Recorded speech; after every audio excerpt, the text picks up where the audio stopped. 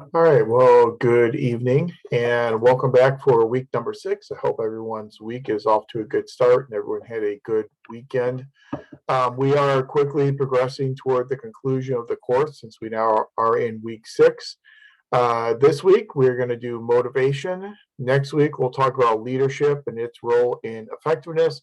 And then the 8th and final week, we will do a little bit on organization change and kind of a wrap up to the entire course. On that last session, the 8th week, I think that's March 14th, I believe, I'll be out of town. I'm at a conference, but I'll still plan on having class at the same time. So we should plan on having class that night, even though I am out of town.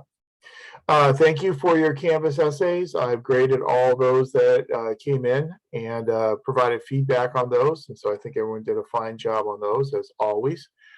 For this week in your Canvas essay, you're going to be looking at this issue of motivation, which will be our primary topic for this evening. You'll be telling me in your Canvas essay about which method of motivation, which motivational techniques your organization tends to use, and then the relationship between that motivational technique and the effectiveness of your organization. So as always, initial post due by this Friday, and then your response to at least one classmate due next Sunday. And then next Monday, we get back together for week 7 and a discussion of leadership. So that is where we currently are in the course. Again, tonight we're devoting the entire session to a discussion of motivation and its relationship to organizational effectiveness. And as we usually do, we will do the first half of class talking about these motivational techniques and theories, and then we'll take a break, and then the second half of class we'll devote that time to breakout groups and have you talk between yourselves, amongst yourselves, about your organizations and the type of motivational strategies you tend to see within your organizations. So without further ado, let's go ahead and jump into our topic for tonight of motivation. We know motivation is a fundamental topic in social science, and it's really become a very important topic, especially in research on public personnel management, human resource management in the public sector. Despite all the research that has been done and all the theories that have been generated on motivation and its impact upon effectiveness, the one thing we have found through all of this literature is that there's really not what we consider to be a quote-unquote science of motivation. Instead, what motivation is it's really kind of a set of techniques and ideas and insights. It's more of a craft than it really is a science. And what we'll spend our time tonight in the first half of class doing is talking about some of those ideas and some of those techniques that organizations use to motivate their employees. Now, clearly, the linkage between motivation and effectiveness is very intuitive and a very clear type of relationship.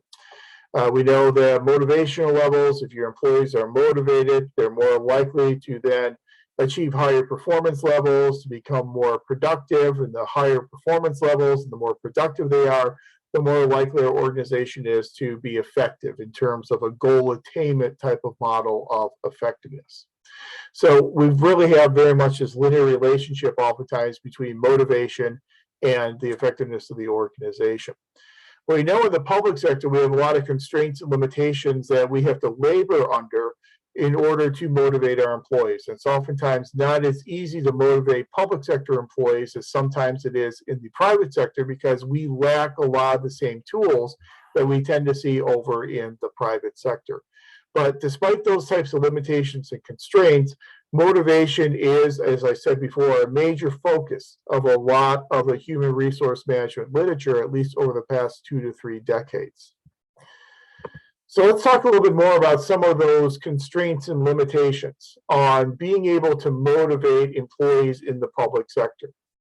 We know that we have a lot of complexity in the public sector. We've talked about that multiple times throughout this course. We know the public sector is complex. We know our public organizations are complex as well. Complex organizations mean that we have complex relationships between individuals as well as units and departments within our organizations, which makes it difficult for us to really sort out goals and sort out how individuals and units are contributing to those goals. So the more complexity you have, the less straight line linear relationship there is between motivation and effectiveness. And we have a lot more of that complexity in the public sector. We also know, as we've said many times, we have a lot of limitations placed upon the incentives that we can provide to our employees. We know that we're very limited in giving them extrinsic rewards such as pay for performance, those types of perks that you tend to see in the private sector, we oftentimes do not have access to as public managers. A couple of weeks ago, we talked about goals and the construction of goals in the public sector and what that means for organizational effectiveness. We talked a lot about the ambiguity and the vagueness of a lot of the goals in the public sector and how goal ambiguity can lead to a lack of expectations for our employees in terms of their performance, can also erode cohesion between individuals as well as cohesion between work groups. Goal ambiguity sometimes can hurt the motivation of members of our organization. And then we also know in terms of environmental influences that oftentimes the public sector is held in very low regard by members of the public. And I've mentioned this class before, but that famous book by Charles Goodsell, The Case for the Bureaucracy, way back in 1970, is where Goodsell told us about these negative associations that people have with the term bureaucracy and with public organizations. And when you're working in the public sector and you're told constantly about how ineffective and inefficient the public sector is, obviously that can have impact of erosion to your motivational levels as well. So we do have a lot of headwinds that we are pushing against in terms of trying to motivate our public employees. And we'll talk about some of the ways that some of the theories we'll present later on can mitigate some of those headwinds that we deal with. At a very basic level, what is motivation? I think we all have a pretty good working familiarity with the term motivation. It refers to a person's desire to work hard and work well on a consistent basis. So their desire to work hard and work well and to put that effort forth on a consistent basis is what we usually refer to as employee motivation. But before we can really talk about how to enhance motivation to make our organizations more effective, we really need to get a handle on how we measure motivation among our employees. Because we're working in large organizations with dozens or hundreds or sometimes even thousands of employees. So how do we measure the individual motivational levels of all these employees within our organizations? Well, obviously, the most direct way in order to measure motivation is to go directly to the employee themselves. So we go to our employees and we ask them a series of questions that are meant to measure their motivational levels. And so usually when we're measuring motivation, we are extracting information directly from our individual employees. And whenever we're extracting information from subjects, from human beings, as you all know, the way we usually do it is through surveys and questionnaires. So there are several different surveys that have been used over the years to try and measure the work motivation of employees. And we'll just talk about a few of those and some of the prominent questions that we see in a lot of these different questionnaires. One of the most direct surveys that is used to measure work motivation is this first one, the job motivation scale. So the job motivation scale consists of questions such as, on most days on the job, how often does time seem to drag for you? Obviously, if time is dragging, you're probably not terribly motivated. Some people are completely involved in their job. They're absorbed in it night and day. For other people, the job is simply one of several interests. How involved do you feel in your job? How often do you do extra work for your job that isn't really required of you? Again, a measure of motivation. Would you say that you work harder, less hard, or about the same as other people doing your type of work in this organization? Again, just some ways that we can measure how motivated our employees are. A second survey that's oftentimes used is the work motivation scale survey. In work motivation scale, we're going to ask similar questions, but questions such as, or statements such as, I put forth my best effort to get the job done regardless of difficulties. And then we'll attach like or ordinal response scales to that. So strongly agree, neither agree nor disagree, disagree, and strongly disagree. So if you put forth your best effort to get the job done regardless of difficulties, if you're answering strongly agree, obviously that's a good indicator of work motivation. I'm willing to start work early or stay late to finish a job. Again, a measure of work motivation. Then, as we oftentimes do in surveys, and if you've done any survey research or constructed any surveys, what we'll oftentimes do is we'll reverse questions.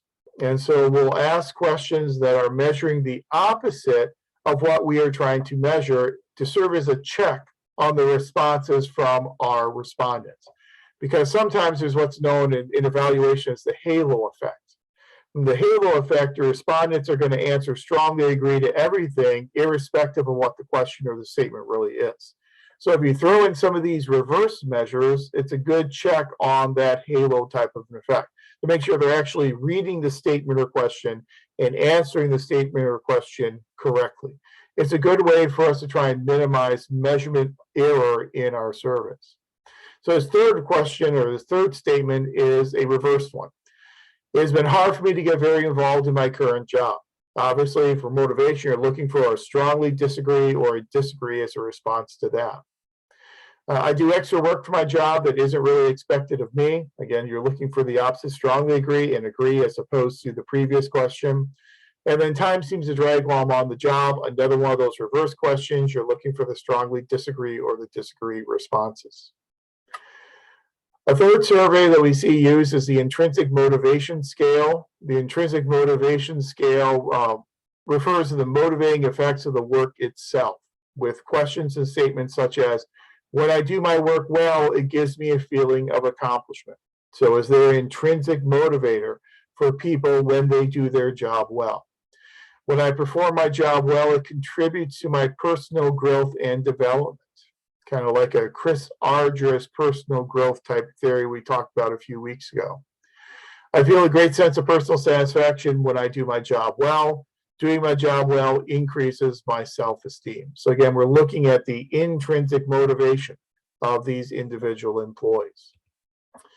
Continuing on, another survey sometimes used is the reward expectancies survey, where we're asking the question if people tend to get the rewards that are promised of them if they achieve certain performance levels. So these are oftentimes true, false types of answers. So producing a high quality of work increases my chances for higher pay. Producing a high quality of work increases my chances for a promotion. So does the employee actually believe that they are going to get these valuable outcomes if they accomplish these levels of productivity and performance?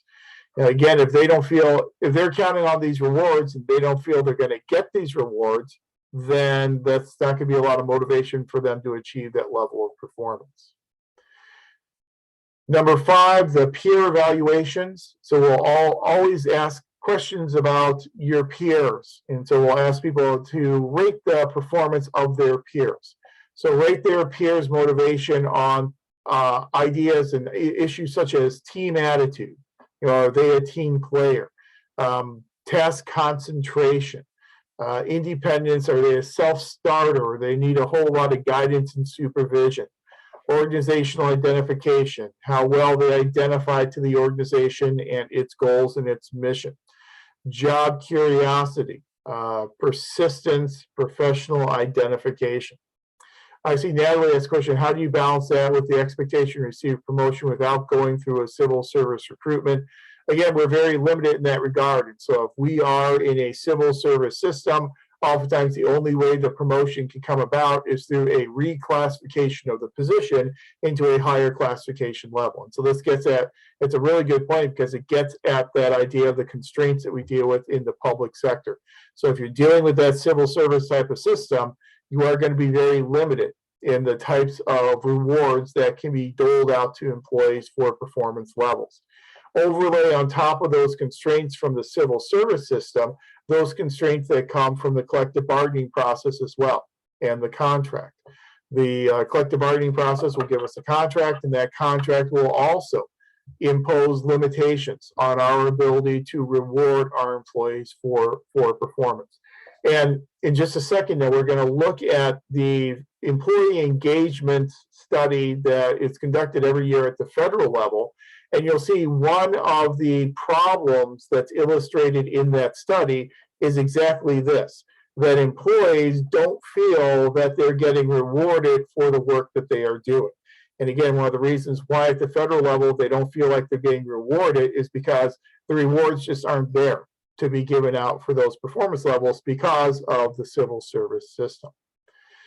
And speaking of that, actually, let's just go ahead and let me stop the share and go ahead and share with you the study of federal employee engagement. I have shared this on our Canvas site, and so you may have taken a look at it already, but I think it's a really interesting study that's done on an annual basis. This is the 2020 study. There's a 2021 study that just came out, but this is the 2020 study on federal employee engagement. And in essence, what happens is the Office of Personnel Management every year goes and does the survey of the entire federal bureaucracy, all the departments and agencies and commissions across the entire federal government. And what they're trying to do is they're trying to measure employee engagement and employee work motivation. And I'll show you how it works in a second, but let's scroll down and look at some of the highlights and some of the methodologies. We'll skip by this part, but let me just scroll down to where it gets good and juicy. And first off, what they do is, again, they're looking at the entire federal government across all the agencies and departments and commissions. So they break it down into a stratified type of process where they stratify according to the size of the agency. So you see they create for us 5 different categories of agencies by size. Very small, less than 100 employees, up to very large with more than 75,000 employees. That's an important stratification because as we start looking at some of the results of this engagement survey, you'll see that there is a pretty strong correlation between the size of the organization and feelings of engagement and motivation. I'll show that to you in just a second, but they break it up according to size of organization. And they give us some highlights here, and these highlights I think are kind of telling. So what they do is they're giving us, they've got all these questions that they ask, and oftentimes the questions are in the form of a statement, and the statements are then attached to these Likert ordinal response scales. And so we'll look at, for example, question number 7. I know my work relates to the agency's goals. That is the highest scoring indicator, the highest scoring question on the entire engagement survey. 87% of respondents agreed with, I know how my work relates to the agency's goals. That was in a tie with 87% with the statement, my supervisor treats me with respect. So it appears that federal employees know the relationship of their work to the goals of the organization. They understand the goals of the organization and how what they do is contributing to those goals. They also feel that their supervisor is treating them with respect. At 85%, my supervisor supports my need to balance work and other life issues. 84%, the people I work with cooperate to get the job done. 83%, I know what's expected of me on the job. 83%, my supervisor listens to what I have to say, and so on and so on. But you'll see on this list, ranging from 87 to 78%, these are the statements that got the highest positive responses from federal employees. On the right side of the screen, you see the lowest percentage level of agreement. So the first one there, in my work unit, steps are taken to deal with a poor performer who cannot or will not improve. Only 43% of respondents agreed with that statement. So that indicates to us there's a problem among federal employees that they feel that poor performance is not being mitigated, it's not being addressed by management and by leadership. Unfortunately, several of them disagree with the whole idea that this survey would even be used to make their agency a better place to work. So they really didn't have a whole lot of faith in the survey itself. Only 43% agreed that the survey would make their agency a better place to work.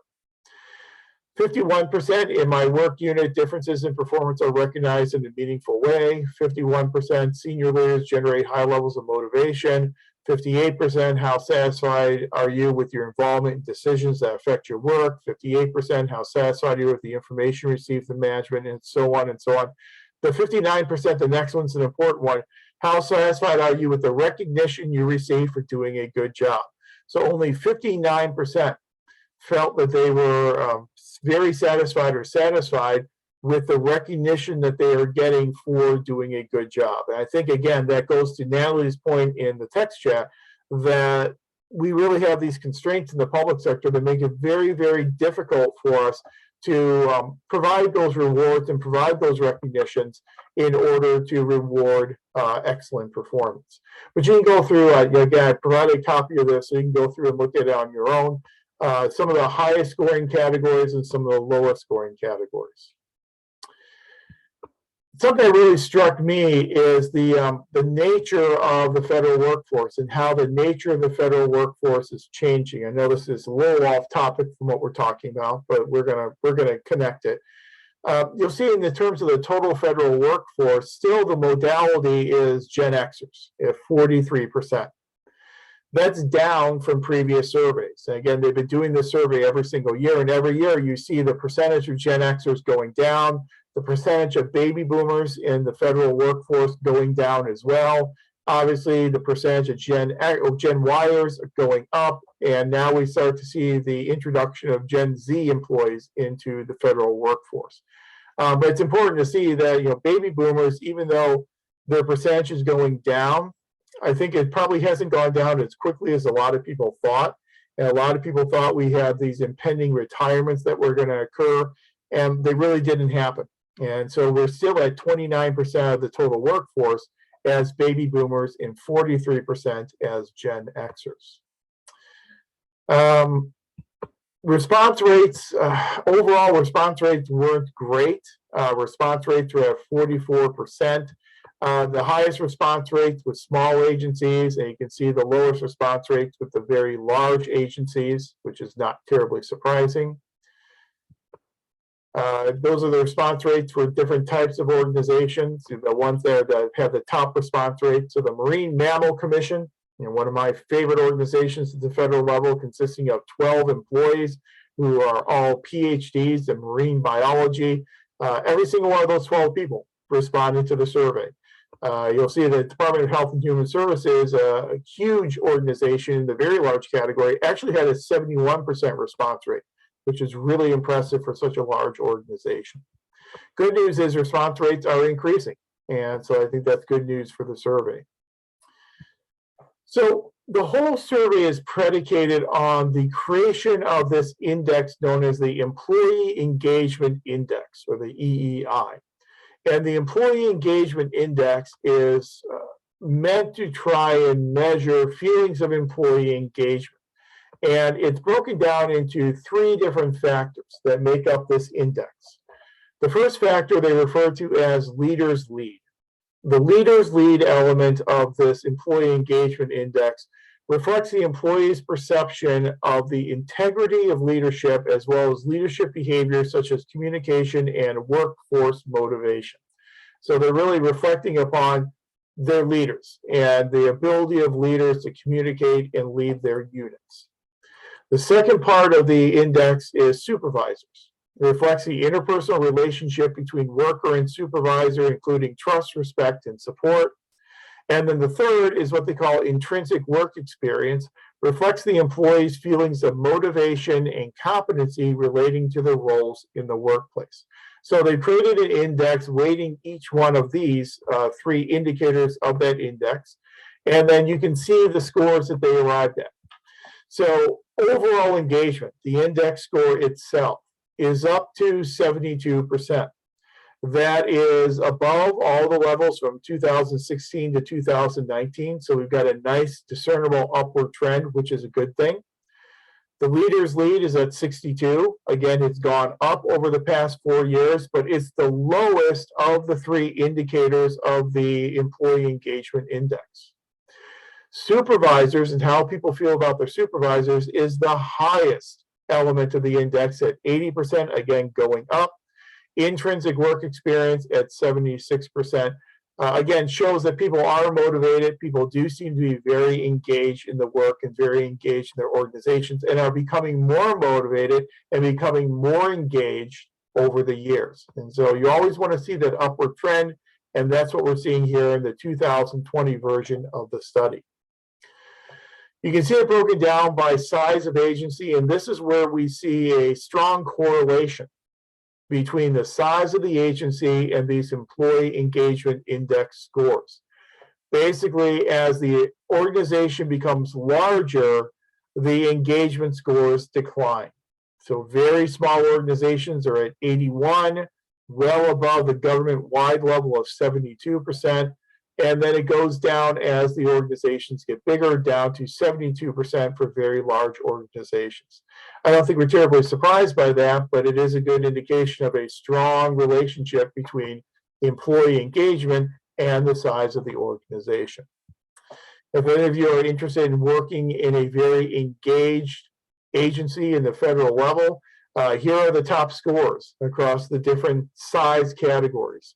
National Capital Planning Commission, 96% for the smallest. You want to work for one of the largest organizations, Department of Health and Human Services, scored very well with an average overall employee engagement index score of 76%. And you can see along the way, U.S. Office of Special Counsel, or the OSC, Federal Trade Commission, and our good friends at NASA scored an 87%.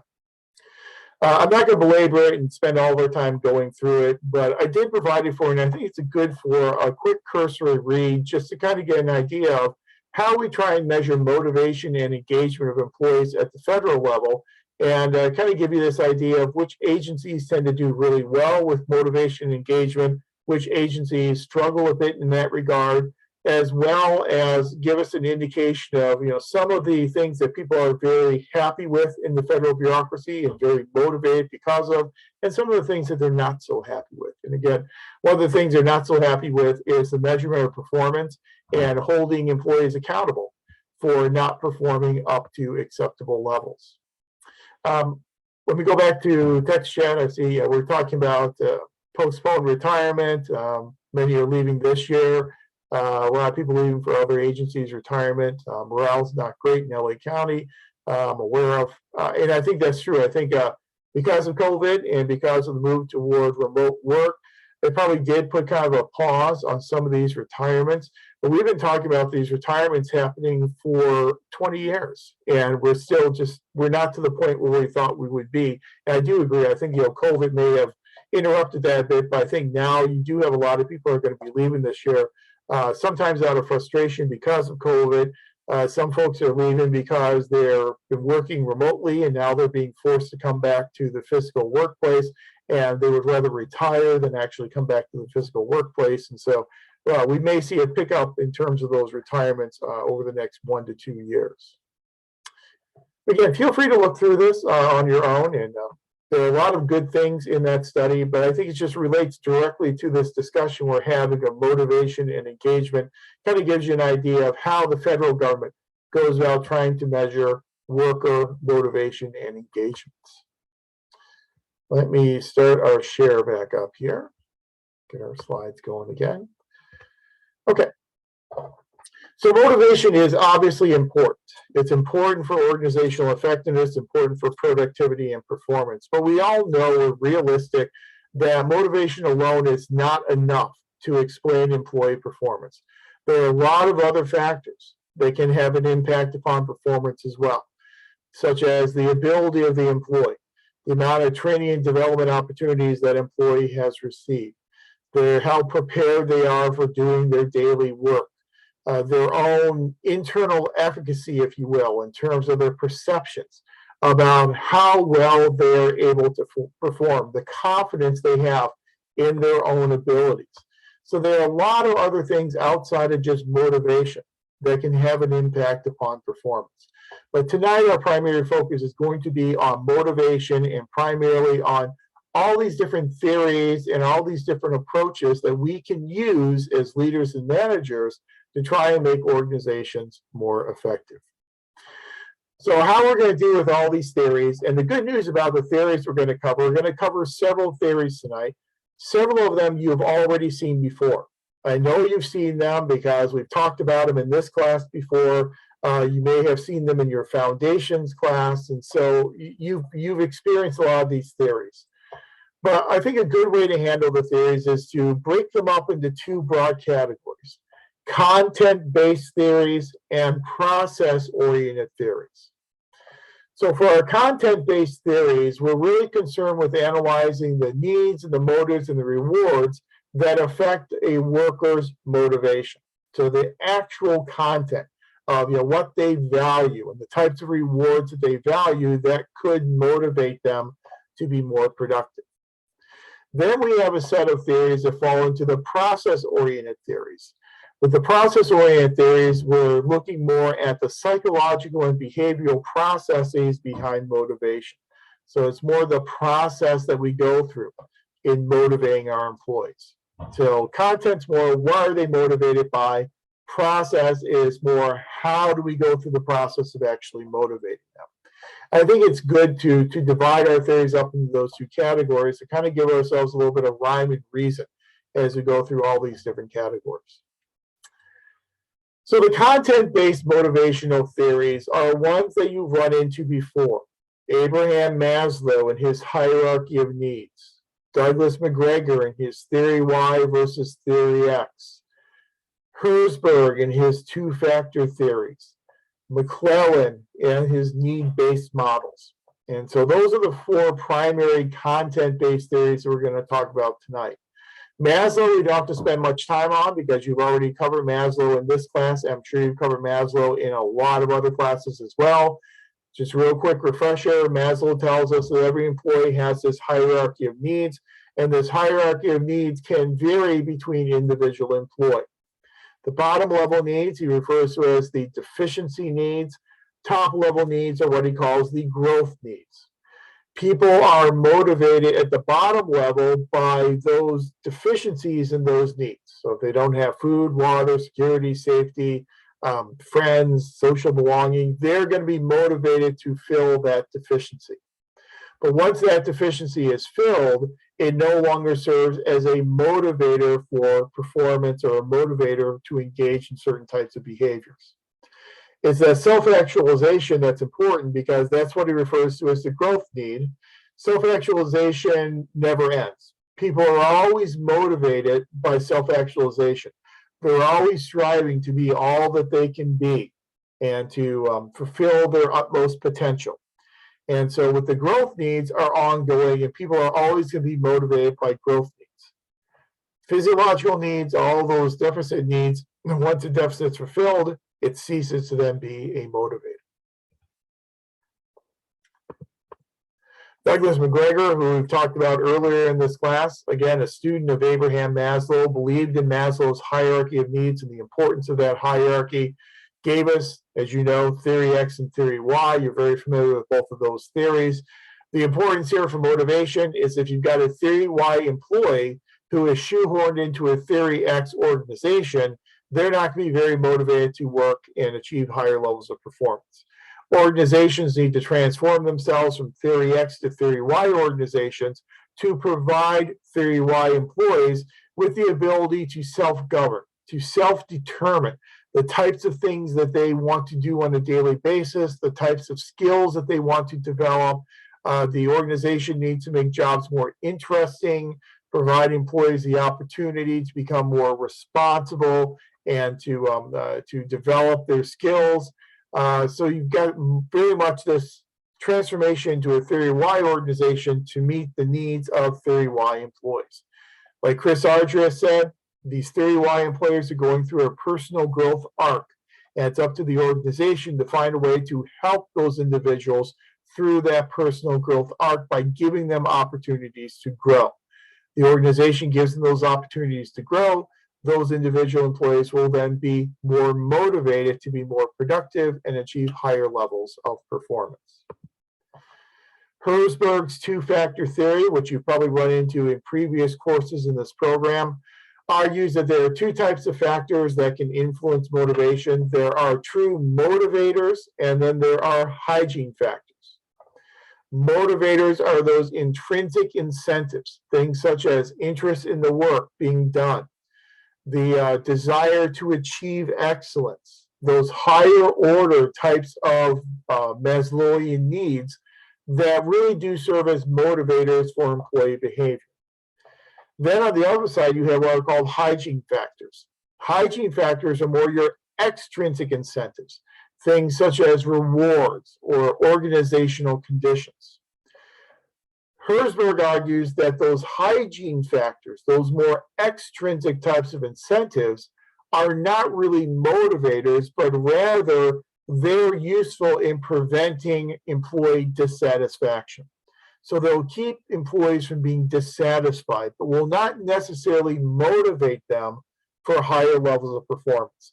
If you really want to motivate your employees, you need to concentrate on those motivators, concentrate on those intrinsic incentives. And it's those intrinsic incentives, according to Herzberg, that really motivate people to be more productive and achieve higher levels of performance. And then there's McClellan and McClellan's needs-based model. And we haven't covered that prominently in this class so far, but you've probably seen it in other courses in the MPA program. McClellan describes for us 3 different types of motivational needs. He says there's achievement motivation, there's authority or power motivation, and there's affiliation motivation. Achievement motivation is like self-actualization, trying to achieve and be all that you can be. Authority, power motivation, trying to build your power base and increase your amount of authority that you have over others. And affiliation motivation, you're motivated obviously by building relationships with others, building kind of your place in this social structure, kind of like an Elton Mayo type of social organization. McClellan argues that the primary motivator for employees will be the achievement motivation. And that's what we should really focus on in motivating our employees. Leaders are oftentimes motivated by the power motivation, the authority motivation, but employees are more likely to be motivated by the achievement motivation. And he describes this achievement motivation as a dynamic restlessness to achieve mastery over one's environment through success at achieving goals by using one's own cunning, ability, and effort.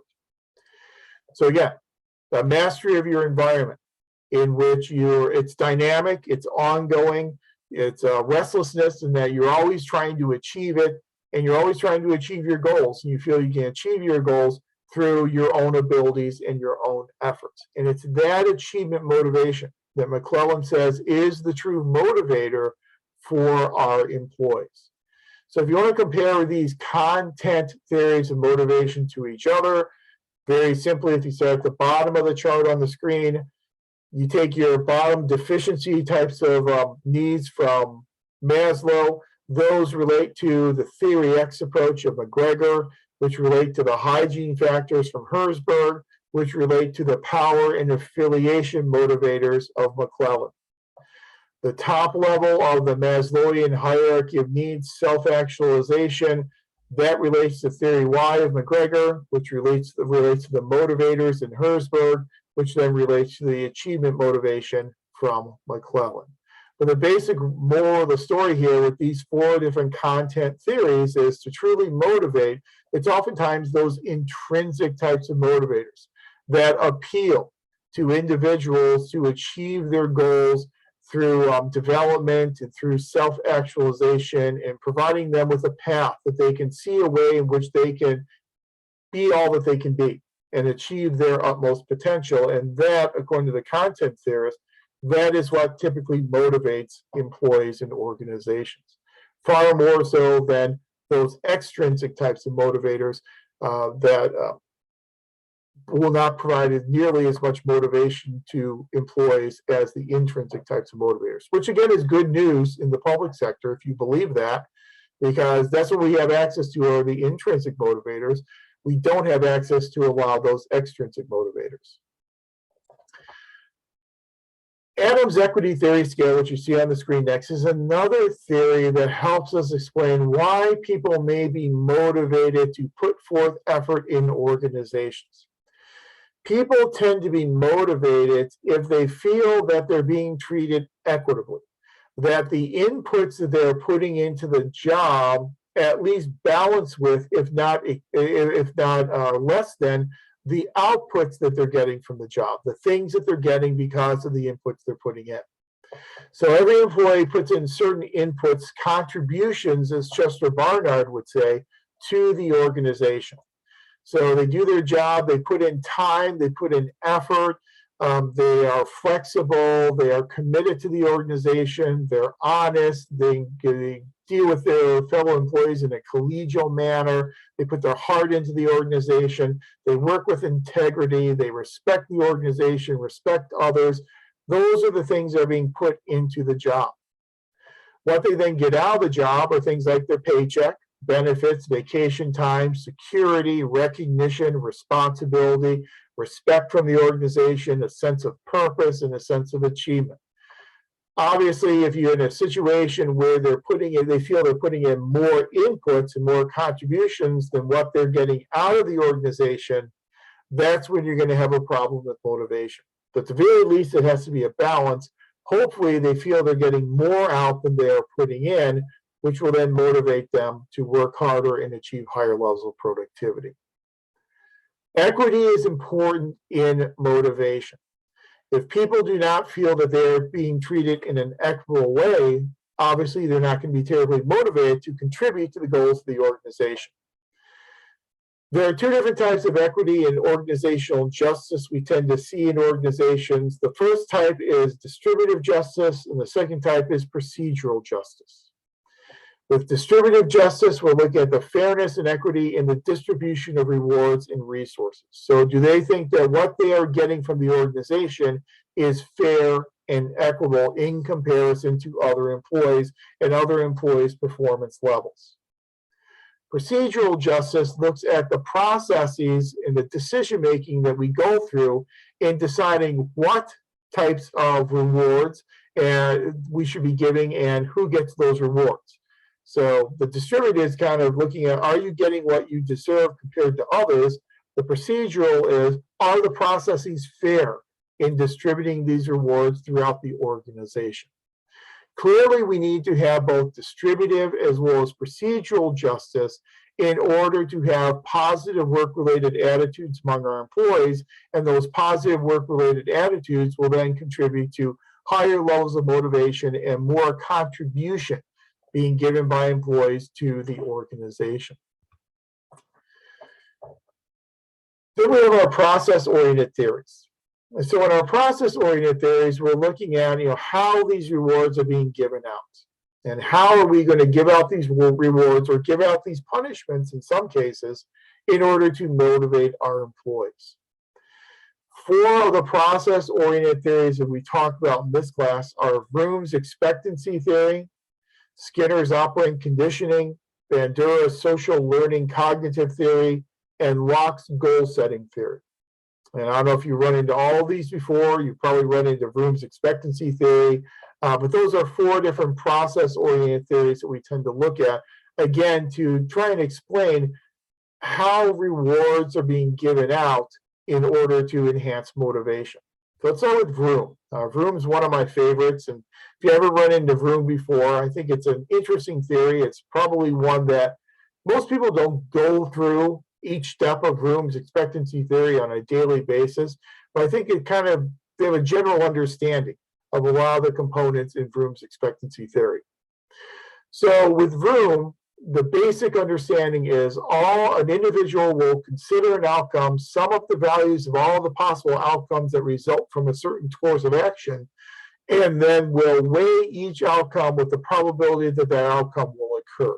Well, what does that mean? It basically means that people are going to act as rational, self-interested actors. The theory draws upon classic utilitarian ideas of trying to maximize benefits and minimizing costs, maximizing pleasure and minimizing pain. So it's your basic assumption of an employee as a rational, self-interested actor. So if we assume an employee is a rational, self-interested actor, there are three main ideas or concepts that really underpin Vroom's expectancy theory. The first concept is something known as valence. Valence refers to the emotional orientation that someone has with respect to an outcome or a reward. So, in other words, how valuable is this reward for that employee? If it's very valuable, it's a very valuable incentive, Chester Barnard would tell us, that will induce that employee to provide contributions to the organization that will motivate them to provide the contributions we need to be effective as an organization. If it's something they don't value, that's not going to motivate them to work harder. And again, these types of outcomes can be things like additional pay, if that's possible, flexibility, challenges that people can use those challenges and leverage them to try and enhance their skill set. But maybe recognitions, and so does someone value being recognized as employee of the week or not?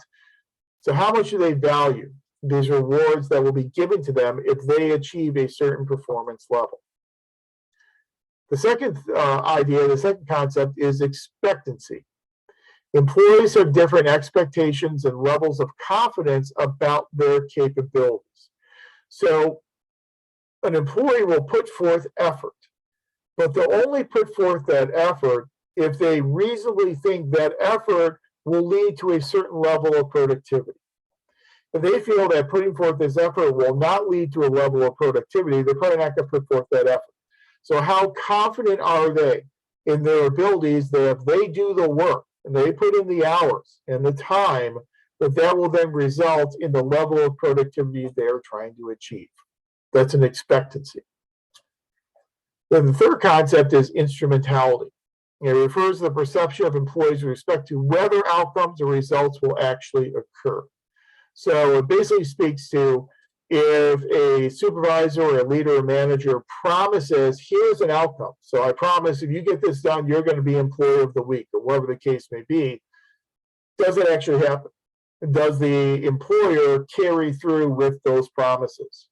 And again, we had mentioned a few classes ago the idea of the Civil Service Reform Act and the introduction of bonus pay and merit pay into the federal bureaucracy.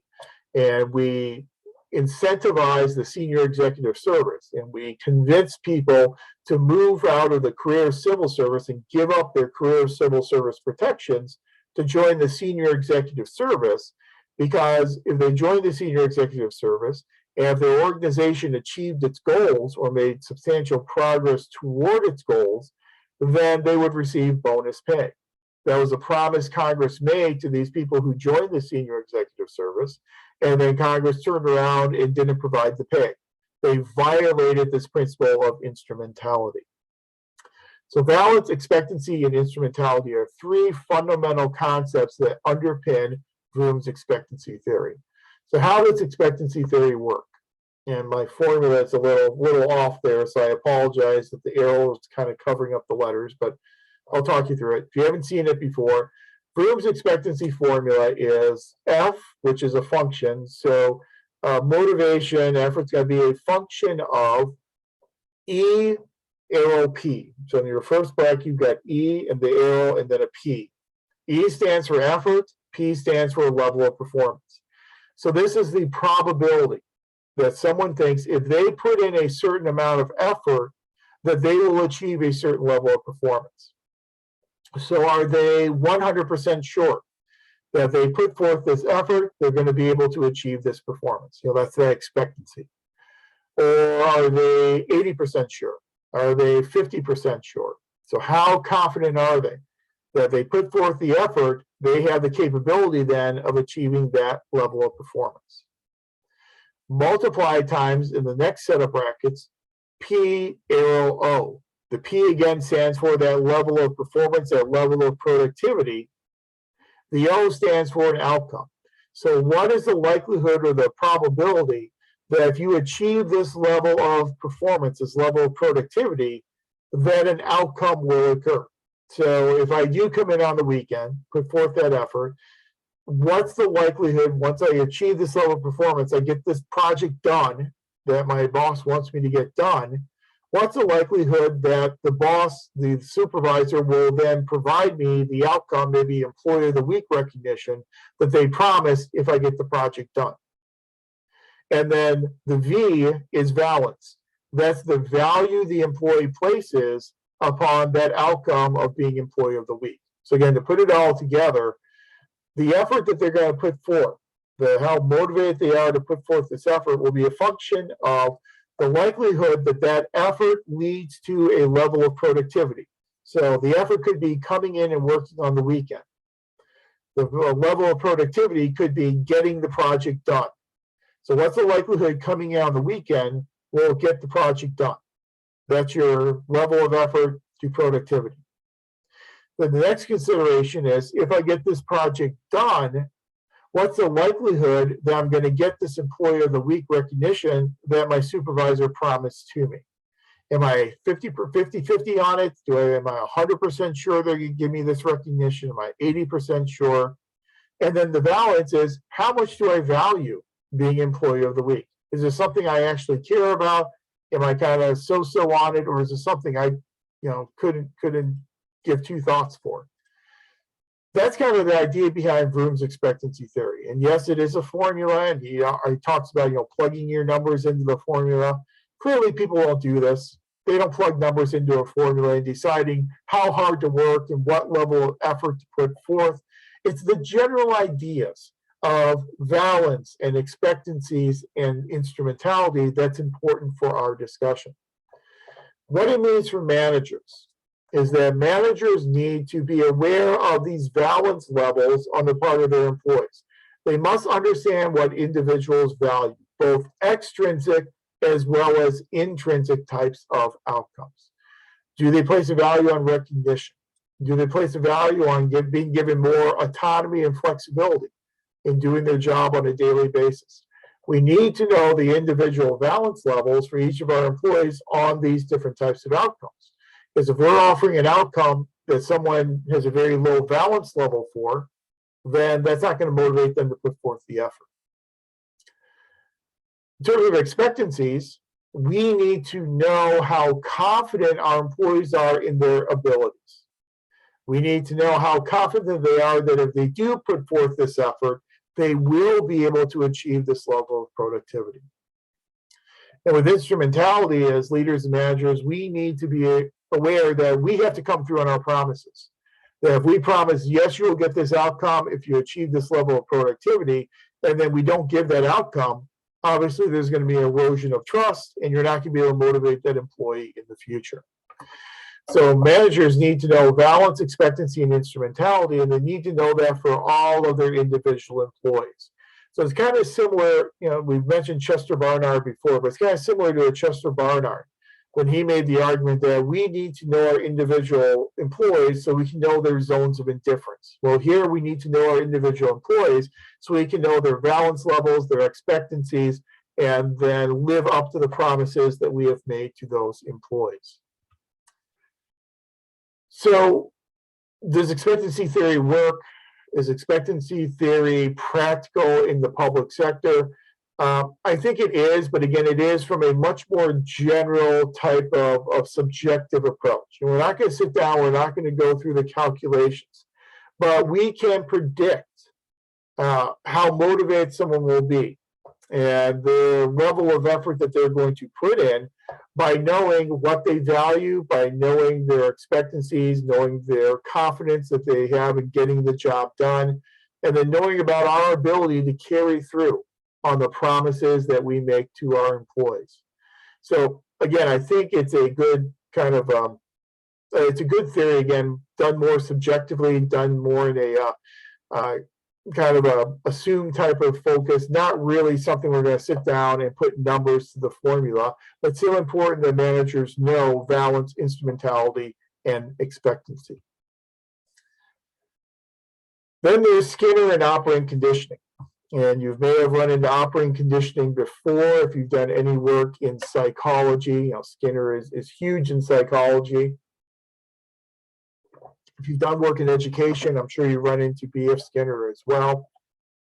Skinner postulated that animals are going to develop behaviors in response to stimuli, and not just one, but in response to multiple stimuli. Skinner believed that we could shape and modify behavior through the provision of consequences for that behavior. So by providing consequences, you can shape someone's behavior. That people will repeat behaviors if they get consequences that appeal to them, and they will drop or extinguish behaviors if they get negative types of reinforcements. So we can modify behavior through providing consequences to our employees for the behavior they're engaging in. Operating conditioning, again, is the use of these consequences to modify the occurrence in the form of the behavior that we are seeing. It really looks at a strong relationship between observable behavior and contingencies of reinforcements. So we can reinforce certain behaviors, we can modify other behaviors, we can hopefully extinguish behaviors that are negative or counterproductive for the organization. Now, the consequences, the reinforcement that we give to try and modify and shape behavior, he found that positive reinforcement is the most efficient means of influencing behavior. Punishment, negative reinforcement is far less efficient and far less effective. So he really came down the side of positive reinforcement. And how you provide this positive reinforcement will depend upon a lot of different factors. But how you provide the reinforcement will have an impact upon how quickly the employee adopts the behavior and how long they hold on to that behavior. So we found low ratio reinforcement schedules give a rapid acquisition of the behavior, so people acquire the behavior very, very quickly. But as soon as that reinforcement goes away, then that behavior goes away as well. So it's a very transient, very temporary type of relationship. Mary, go ahead. So if positive reinforcement is the thing you want to give, do to your employees, then why is punishment more often the outcome that we get from anything? Why,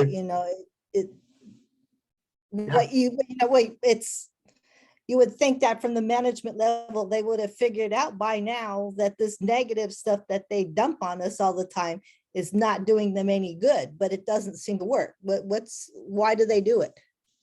I think that's a really good point. You're right. I mean, positive works better, but why do we still see all this negative reinforcement? I think there are a lot of reasons for it. I think one reason for negative reinforcement is insecurity on the part of leaders and managers. I think leaders and managers sometimes feel very insecure in their position because in the public sector, you don't have all the same power resources that you may have in the private sector.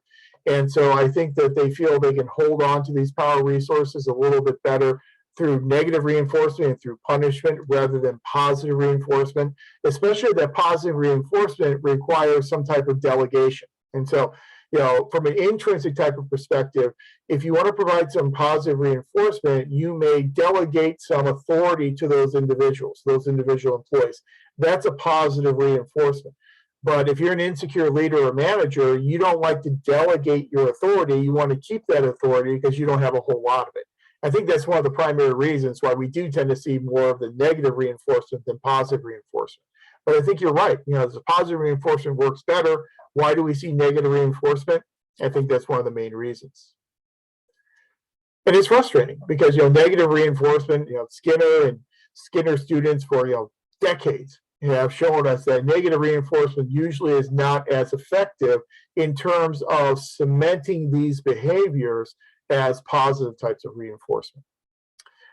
But how you give this reinforcement really is going to vary, and it's going to have differential impacts upon the behaviors of employees. One of the most effective ways of providing this positive reinforcement is through an intermittent type of reinforcement at highly variable intervals. And so reinforcement after long varying periods or after varying numbers of occurrences. And so, instead of giving it at the same time every single month or every single week, sometimes there's a period of time between reinforcement, and then you might have reinforcement in very quick succession to each other, and then another period of time. It's a highly variable schedule of reinforcement. And whenever you do that type of reinforcement, The extinction that occurs more slowly, so the behaviors go away more slowly. It takes more time to acquire the behavior, but the behaviors tend to stick around a lot longer. And one way to think about it is like muscle training. And so, when you're doing muscle training, obviously you're told oftentimes, don't do the same exercise in the same sequence every single day, because your muscles kind of get used to it and the exercise doesn't have the same impact. But if you can vary the exercise and kind of surprise your muscles with different exercises at different points in time, you get a lot more muscle growth through that type of surprise, because your muscles don't get used to the same exercise all the time. I think it's the same type of thing here. It has more impact when it's not something that's scheduled, that happens on a routine schedule. You get a lot more impact from that reinforcement. But again, there's still the same argument, the same criticism we have for human relations theory. I think you can apply to Skinner and operant conditioning, is that there is a exploitive type of nature to it, in that we are using these behaviors and these reinforcements to modify the behavior of our employee to get them to contribute to the goals of the organization. So it still is kind of that top-down, centralized type of approach to modifying employee behavior. Bandura in social learning cognitive theory kind of remedies that a little bit, because instead of looking at the impact of behavior modification strategies on the behavior of employees and giving this positive or negative reinforcement, Bandura looks more at how people learn and looks more at the cognitive process, not necessarily the external environment, but the internal cognitive process of employees, and looks at the social learning of employees.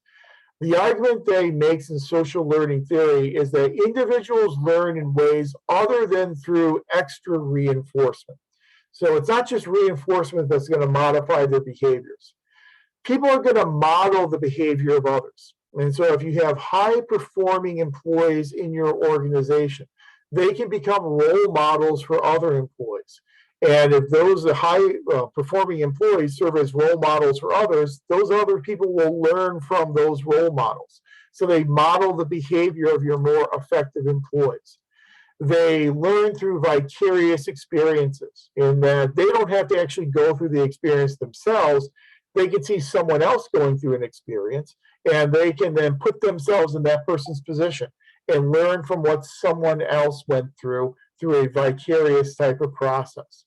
They do a lot of mental rehearsal and imagery. And so if you think about, as you learn to make presentations and at work, you probably do a lot of mental rehearsal. As you go through those presentations in your mind over and over, you're learning how to be more effective in making those types of presentations.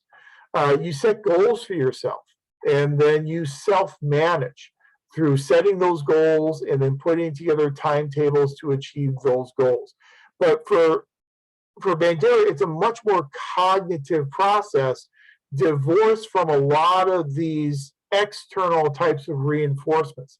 And it's really more understanding how employees think and helping them learn that will help them become more effective and help motivate them to provide more contributions to the organization. So again, it's a much more cognitive approach than what Skinner used with the more exploitive type of, here are some reinforcements, and those reinforcements will then shape somebody's behavior. People oftentimes shape their own behavior outside of those reinforcements they get from leaders and from managers. And then goal setting theory. We've talked a lot about goals. We spent an entire week, a couple of weeks ago, talking about goals. So I don't think we have to belabor this one too much. The basic idea here is that people can be motivated by goals. And if you establish difficult goals can oftentimes lead to higher levels of performance than easy goals. And this is kind of that argument that comes from the world of physics, the argument of field theory. And in field theory, we as individuals, we are operating within this field of influences.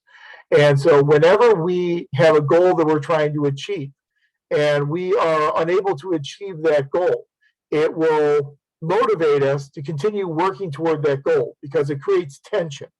Unachieved goals, unachieved tasks create tension for people.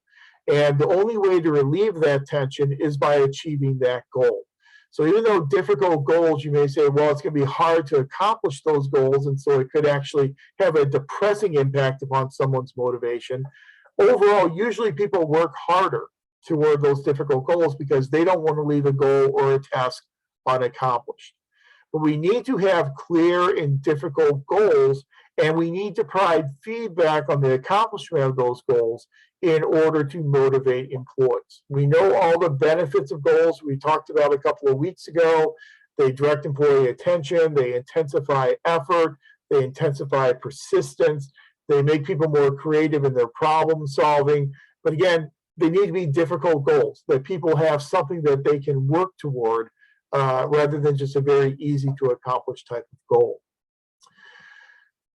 Higher performance comes from those more difficult goals, obviously. The paradox, as we said before, is more difficult goals are less likely to be achieved, which leaves people unsatisfied, which in turn fosters ambition and pushes people to strive even further toward achieving those goals. Locke argues when we create goals for the purpose of motivation, it's important to do so in both quantitative as well as qualitative ways. So we have both quantitative as well as qualitative goals, and that we assign responsibility for members of our organization to monitor the achievement of those goals. If no one is responsible for the achievement or accountable for the achievement of the goal, chances are that goal will never be achieved. Beware of goal overload, which is also very important. Too many goals obviously conflict, and it's difficult to know which goal we need to try and achieve. Amber, go ahead. Just in regards to this, it just seems like the paradox, the more difficult goals are less likely to be achieved, leaving people unsatisfied, which will in turn create the ambition to push people to strive and achieve further.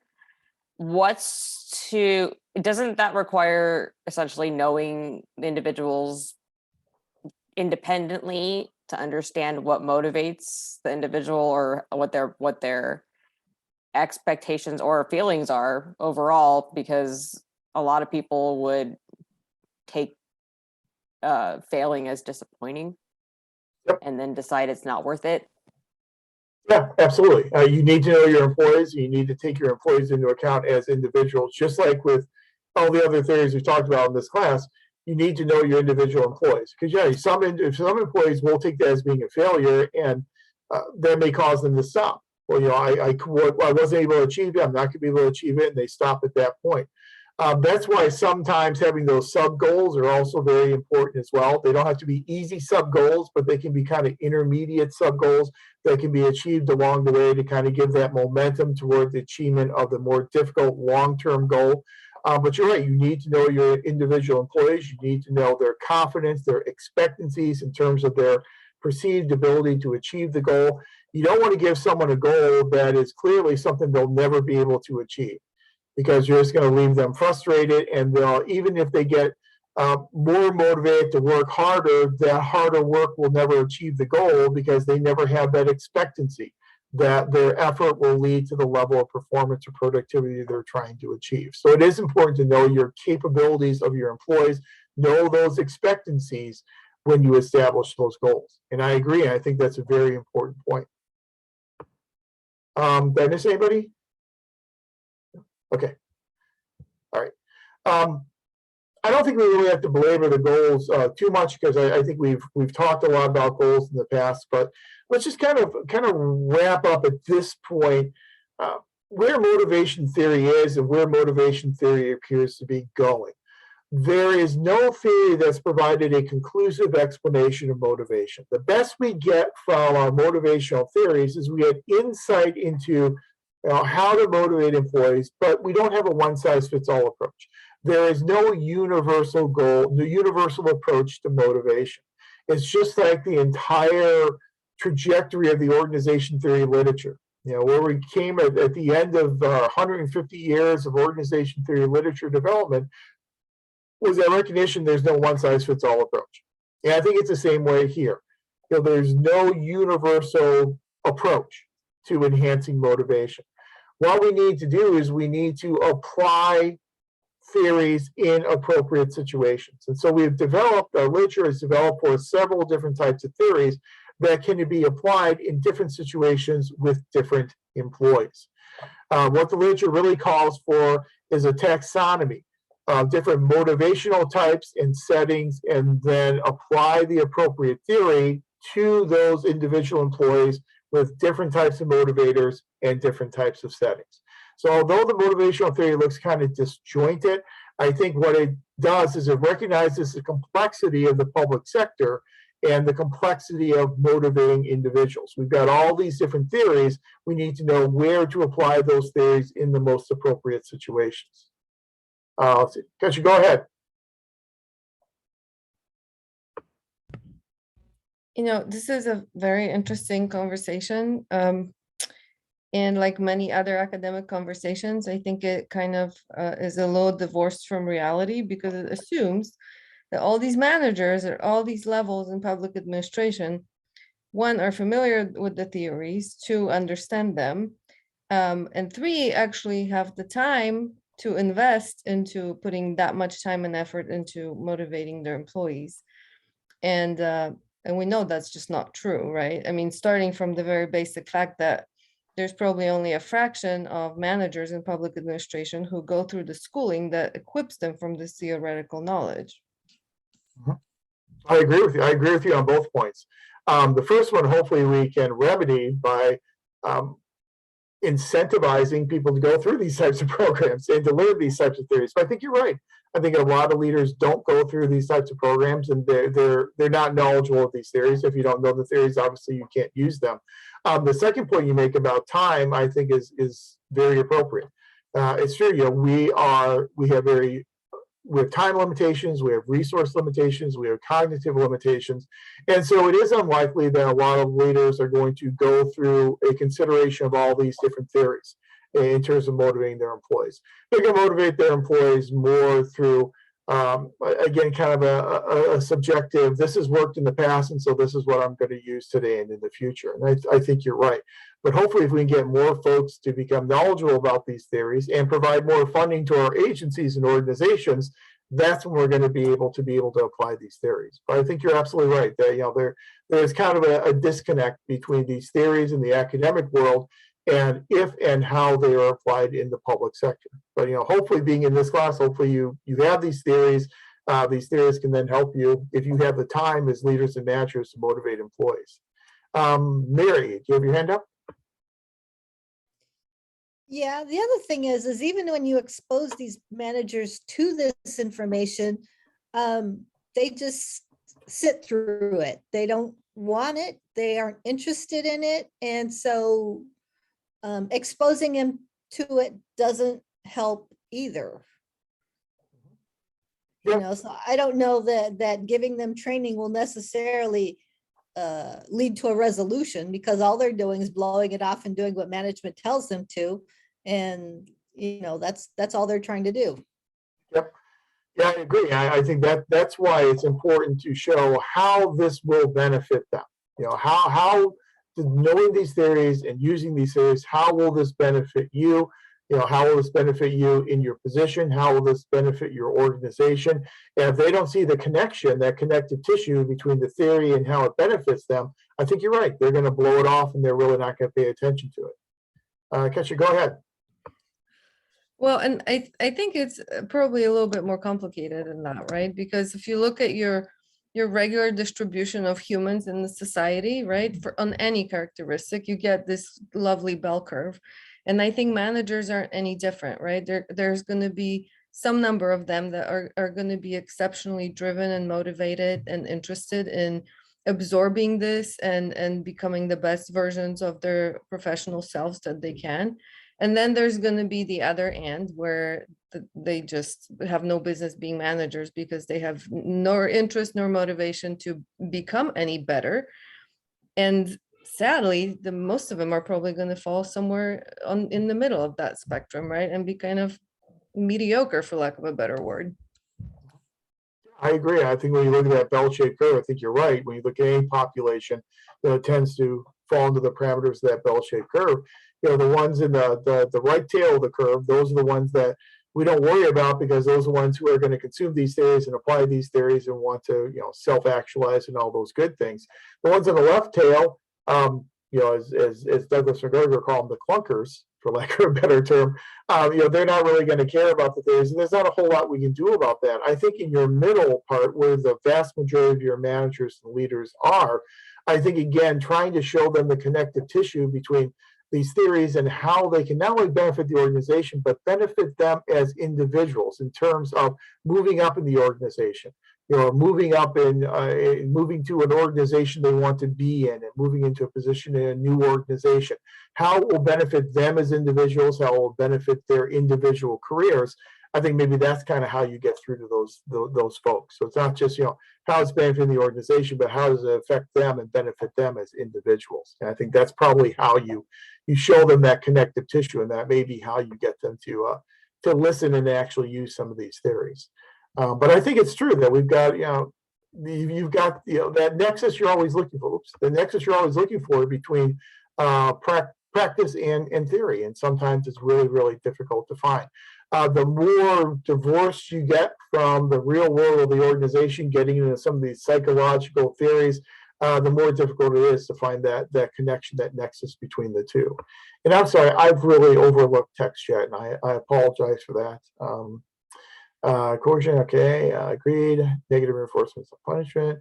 Positive reinforcement can seem contrived when done on a schedule. Absolutely true. It just it becomes routinized. It doesn't really even feel or look a whole lot like reinforcement. So we've got these theories. We hope these theories can be used by some of our managers, and hopefully we can show those managers how using these theories not only benefit the organizations, but benefit them as individual employees and benefit their individual careers. But when we're giving rewards, if we are giving rewards, as we said, we're very limited, and we're especially limited in terms of being able to give extrinsic rewards in order to motivate our employees. And that's primarily because of the system of civil service, collective bargaining, all those good things that we have talked about before. Oops. The question then becomes, if we are limited in time, we're limited in resources, we're limited in the types of rewards that we can give to our employees, do all these limitations that we have talked about and been discussed in text chat and discussed here in the discussion, do they make public employees less motivated? Usually I think when people think about the public sector, they think that public sector employees tend to be a lot less motivated than their private sector counterparts. And some of that lack of motivation comes from all these constraints and limitations that we had talked about before. What we've done is we have compared. There are a lot of studies out there from Perry and Kellogg and a lot of other folks who have compared public employee motivation levels to private employee motivation levels. What they have basically found is that, yes, private employee motivation levels tend to look a little higher than public sector motivation levels, but it's not a statistically significant difference. Not to get all research on everyone, but it's not statistically significant. There is a difference, but the difference is not large enough to be statistically significant. When you look at it, public sector employees do tend to be motivated. They do tend to be relatively engaged in their positions.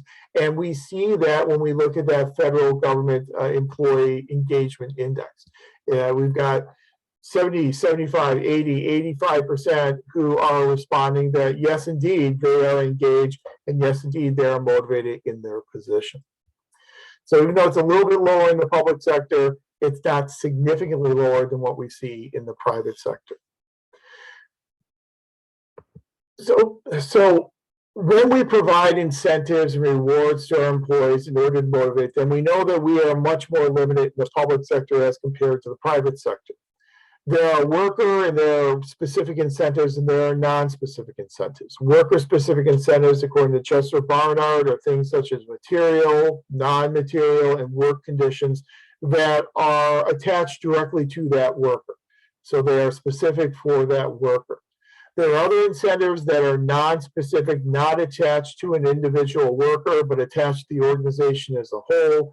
Things like freedom from hostility, customary comfortable practices, those can also be incentives to try and incentivize behavior on the part of our employees. Simon also makes this distinction between employee types of incentives and employer types of incentives. Simon says, if you want to say it that way, is that employee incentives are things such as money, prestige, social types of relationships, promotional opportunities. Those are your employee incentives that can be used for motivation. Employer incentives tend to revolve more around McClellan's authority power incentives. So providing them opportunities to build their base of power, to enhance their authority, that's usually what's going to appeal to an employer, whereas the money, prestige, social opportunities, and promotional opportunities are going to appeal much more toward the employee. One author that I really like a lot is Anthony Downs. And Anthony Downs really made a big imprint on the public administration literature across a whole lot of different topics. But one of his theories that I'm most fond of is what he calls his bureau ideologies. And Downs will argue that the way you motivate an employee will depend upon the type of employee that you are motivating. Downs argues that there are 5 different, what he calls bureau ideologies. I don't know if you've run into Downs before, but in his bureau ideologies, there are 5 different ideologies. There are climbers, conservers, zealots, advocates, and statesmen. He was writing in the 1960s, so he said statesmen. Climbers. Climbers are usually your younger employees who are newer to the organization. They tend to be motivated by promotional opportunities. So they're going to be motivated to try and move up in the organization. The problem is that if you do not provide them with those opportunities for advancement within the organization, they're going to engage in what Downs calls jumping. They're going to jump from your organization to another organization where they see these promotional opportunities. So if you want to motivate a climber, you motivate them with promotional opportunities and recognitions. Conservers. Conservers are employees who have been in the organization for a longer period of time. They're kind of the veterans of the organization. While they've been in the organization, they have accumulated their perks of the office. They are motivated by conserving what they have already accumulated. So they want to protect what they already have. They want to protect their position. They want to protect their authority level. They want to protect the projects that they're responsible for. They want to protect what they've accumulated over the time of the organization. They are not necessarily going to be motivated by promotional opportunities, much like a climber would be. Maybe more motivated by just being able to secure what they've already accumulated in their time in the organization. Then the third type of employee is what he refers to as a zealot. A zealot is someone who believes very strongly in an issue. So there's an issue that they believe very strongly in, and they're motivated by trying to accomplish this goal for this issue, whatever that issue happens to be. But they're very focused on a singular issue. You motivate them by appealing to that issue, and that's how you motivate a zealot. Then you have what he calls advocates. Advocates are not quite zealots, but advocates are advocates for their unit or their department. So it could be like in the academic world, a department chair would be an advocate for that academic department. You motivate that advocate by appealing to what's in the best interest for that department or for that unit that they are in charge of. So oftentimes they're going to be the ones that are going to be motivated by budget enhancements for their department or for their unit. And then there's the statespeople. And the statespeople are those who are there for the general welfare of the public. They're the true believers in public service. And they believe that they are there to benefit society as a whole. You appeal to them with those more macro appeals to the general welfare of society. The importance of Downs is that, again, he recommends we take a contextual approach to how we deal with our employees. You have to know what type of employee you are dealing with, and you need to then understand their individual motivations. And the motivators that you use for a climber are obviously going to be a lot different than the motivators you use for a conservator or a zealot or an advocate or a statesperson. Again, it adds a lot of complexity, but I think the big takeaway from this brief discussion of motivational theories is, yes, we've got a lot of different theories, but there's no one unifying theory that connects them all together. There's no one size fits all approach, no one panacea that we can use to motivate all our employees. We need to know our individual employees. We need to know the valence levels that they place upon outcomes. We need to know the confidence they have in their abilities to achieve performance levels. Take all that into consideration as we motivate our employees to try and achieve higher levels of performance and productivity that will then make our organizations more effective. It's interesting to see these apply to employees, but also to managers. After all, managers are also at the same time employees. Everyone has a boss. Absolutely. Yeah, I think you got the same type of thing going on with managers as well. We're talking about employees, but managers fit into these 5 categories as well. So it's, again, the kind of moral of the story with all the public administration literature, and you've probably seen it throughout your entire time in the program, is that it's a much more it depends type of answer. It's contextual. It depends upon who we're dealing with, the organization we're in, the setting we find ourselves in, the challenges from the environment. We have to take all that into consideration and apply the most appropriate approach as opposed to looking for the best approach. Mostly I can name who in my unit fits each of these categories. And yeah, that's why I like this theory, because I think we can all look at our organizations and we can actually put people in these categories. I think it's a good way to recognize the different types of employees we need to consider as we try and motivate people within our organizations. As always, again, I think we had a good discussion about, these are theories. How do we connect these theories to practice? If leaders and managers are not motivated to learn these theories and apply these theories, then they're obviously not going to come to fruition. But hopefully through your time in the program being introduced to these theories, you can take some of these theories back to your organization and apply them in your organization to hopefully enhance the effectiveness of that organization. Is there a deserters category? That's a good question. Yeah, it doesn't have a deserters category, but I think we all know some people who would fit into that category. Yeah, the closest he comes are the climbers that become jumpers, and those climbers don't see their promotional opportunities and they then jump to other organizations. So those climbers, when they become jumpers, are kind of deserters from the perspective of the organization that they're leaving. So, okay, it's almost 7:30, so let's go ahead and take a break. Let's take about a 10-minute break. Well, let's take a break until 7:40. I think that probably works. Come on back at 7:40, and then we'll put you in breakout groups. We'll do our normal breakout group type of thing, and then we'll call it quits for the evening. So take a break, come back at 7:40, and we will do our breakout groups. So I'll see you back here at about 7:40.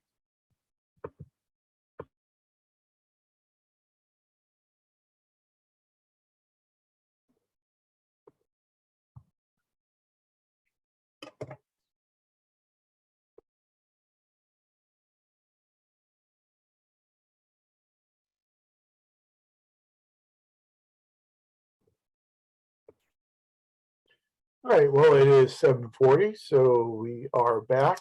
Let's go ahead and do our breakout groups.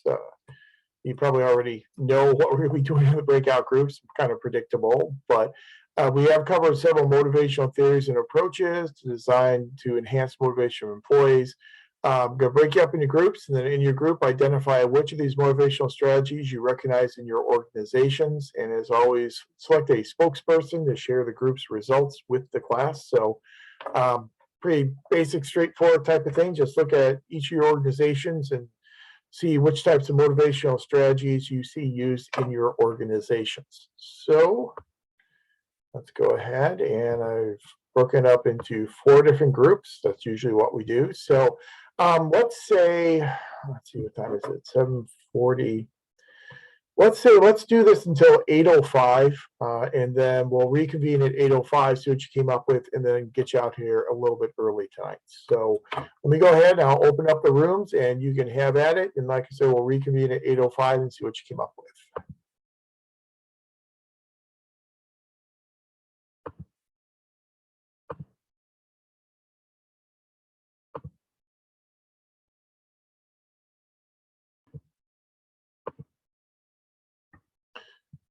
Okay, I think we are pretty much all back. Let's see. Yep. All right, let's go ahead and see what the groups came up with, and then we'll get you out of here a little bit early tonight. So group number 1, go ahead. Okay, once I figure out how to unmute myself. So we kind of had, well, there are 5 members in our group, and we kind of had a split. 3 of us that work in the government public sector setting found that our organizations use more expectancy theory. It's the way, mainly because of the civil servant restraints and the fact that there's this feeling that we'll only put forth the effort that we're confident in the results that we'll get. Kind of an i.e., we have in the position of civil servant, it's more of a, wanting to maintain your position, but possibly know that the effort that you're putting in is going to result in the outcome later.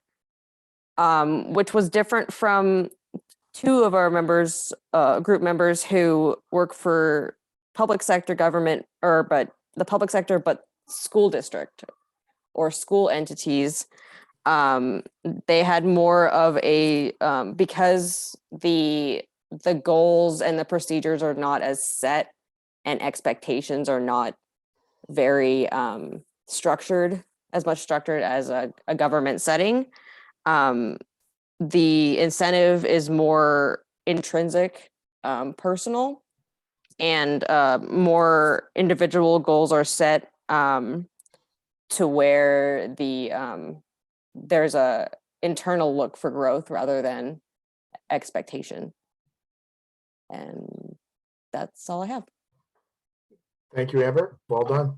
Thank you. And yeah, again, expectancy theory, we see a lot of that, again, in kind of an informal type of approach in a lot of public sector organizations. And I'm not surprised to see the intrinsic motivation with school districts and teachers, because, again, there's not a lot of monetary reward there. There certainly is not pay for performance either.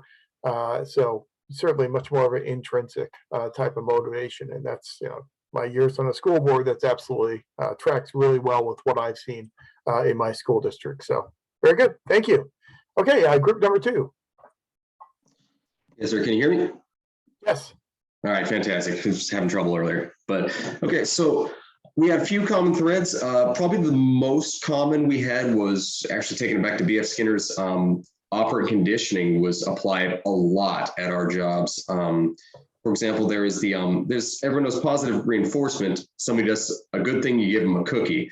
We are seeing positive punishment from BF Skinner's theory at times as well. Give an example from my own organization. Right now, the jail staff, we are slammed for overtime. We have a lot of people retiring or leaving to other departments. So we all have a lot of overtime. And the way it is right now, if you don't sign up for at least 4 or 5 overtime spots a month in advance, they sign you up for overtime and it will all be on your days off. So you will not get days off unless you sign up for overtime ahead of time.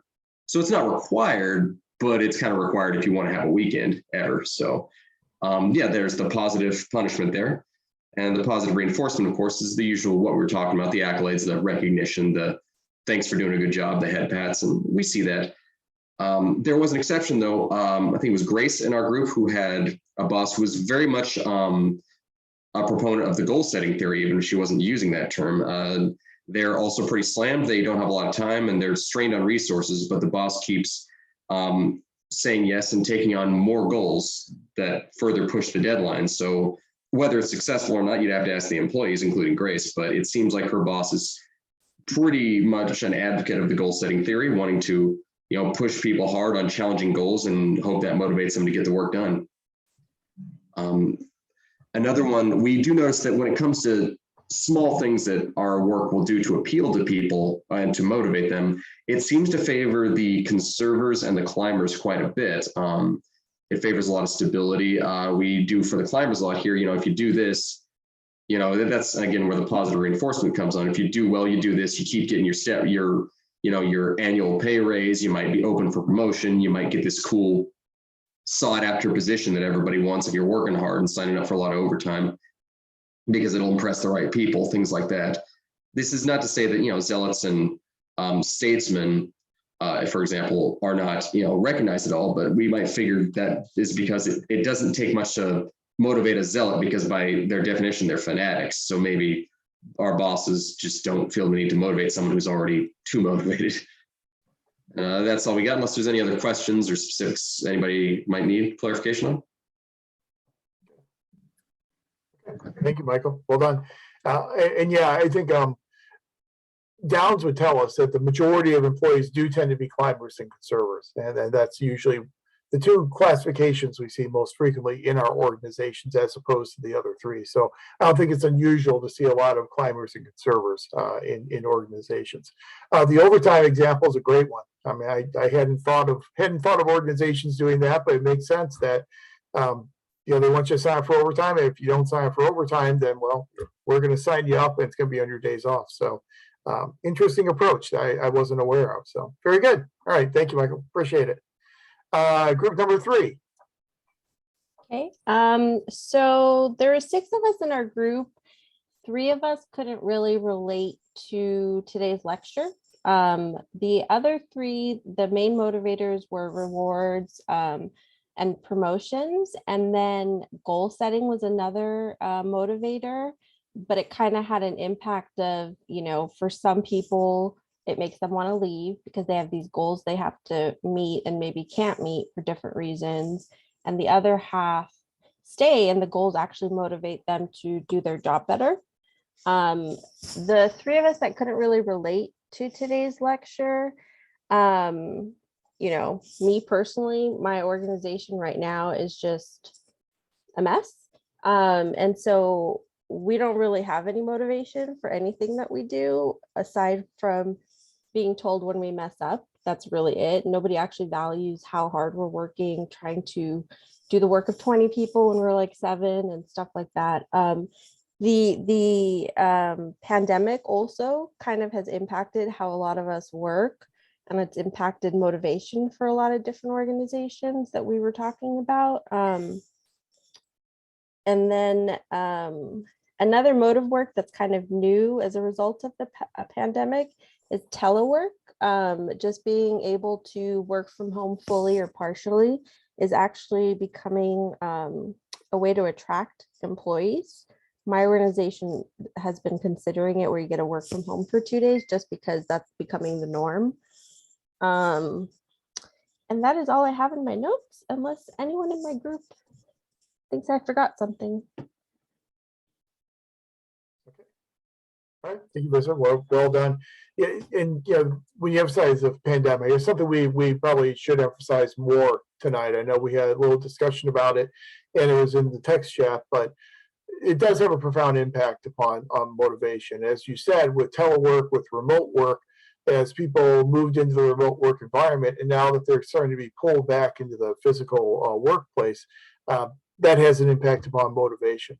And again, the argument goes, if the jobs are being performed well and effectively and efficiently in remote work, why do these individuals then have to come on to the physical work site if they were performing well in a remote setting? And a lot of organizations are really trying to return to pre-pandemic staffing approaches, and that is having that negative impact upon motivation for a lot of employees. So I don't think we can really talk enough about the impact of the pandemic on motivation. Probably should have even addressed it more tonight, because it is that important of an influence. So good, thank you very much. And group number 4. I will report for group number 4, and in our group of 6, most of us currently are in either formal or informal supervisory positions. So we were able to sort of bring personal experiences of working with staff and motivating staff to the table. And we talked about it at 2 levels. We talked about at the manager level, individual manager with their individual staff level, and then sort of how the organizationally, how these things are treated and supported or not supported. So individually, we talked a lot about expectancy and needs-based theories, basically, and it's all manifests itself in the fact that we collectively agreed that for the most part, we all make an effort to really get to know our employees and sort of tailor the motivation and support to their individual needs. And that, of course, goes back to what we talked about earlier in the lecture, which is it takes time. The only way you're going to get to know your people and understand what makes them, what floats their boat, is by taking the time to have these personal conversations and really engage with them at the very personal human level. So that's what happens at the individual level. And then at the organizational level, it was interesting because we sort of our organizations range from being very theory X to being very theory Y. My organization is very theory X in the sense that any training that's provided to managers, any guidance on how to manage employees is very much compliance driven, and any conversation about how to motivate employees is really limited to the progressive discipline model. So not a whole lot by way of, how to head these things off at the pass, but very much like, here's what you do. There's an expectation that there's going to be a problem. There's an expectation that employees are not going to be doing their work. And here's a tool that you are given as a manager to deal with that. And on the other end of the spectrum, very much theory Y, Natalie brought up in her organization, there's a very robust training program, not only for people who are already managers, but for people who intend to become managers at some point. So there's a pipeline created within the organization to support sort of that development into managerial positions. And it's very much, based on the best practices and how to motivate employees and all those great things we're talking about, instead of that more compliance-driven punitive approach that I see in my organization. We had a great conversation. It was fun. It sounds like it. Yeah, that's a very robust conversation. I love the way that your group divided up the individual and organizational approaches. I thought that was really, really good. And what you're talking about with expectancy theory, you're right. It takes time. I think that's a great point as well. To get to know your employees, it's a gradual process, takes time. And one of the problems for a lot of leaders and managers is because it does take so much time, there are opportunity costs involved. That if you're putting time into learning the wants, needs, and desires and motivations of your individual members of your organization, that's time that's not going elsewhere. And so there are some opportunity costs that some leaders are not willing to bear that opportunity cost to get to know their individual employees. But I think it's a really important point that if you're going to implement something like expectancy theory, it is going to take a lot of time and a lot of effort to get to know your employees so that you can correctly and effectively implement that type of expectancy theory. So I think that was a great approach, and I appreciate that. Very well done. Okay, I think that's all 4 of our groups, right? We get everybody? Okay. Thank you very much for that. I appreciate it. Again, trying to find that nexus between theory and practice sometimes can be somewhat difficult to do, and that's why I think these breakout groups are helpful in doing that. Well, that's all I have for you this evening. Again, thank you very much for being here and participating in the discussion in our breakout groups. Next week, we're going to do leadership, and we'll talk about the relationship between leadership and effectiveness. Again, for this week, you're doing your Canvas essay on motivational strategies that you see in your organization and how those motivational strategies can contribute to your organization's effectiveness. All right, if there are no other questions or anything else for tonight, I think we are done a little bit early, which is always good. So I hope everyone has a great week. I'll have the recording up on our Canvas site no later than tomorrow morning, and I'll talk to you again then next week on next Monday. All right, take care. Have a great week, everyone. Thank you. Good night. Thank you. Thank you. Professor.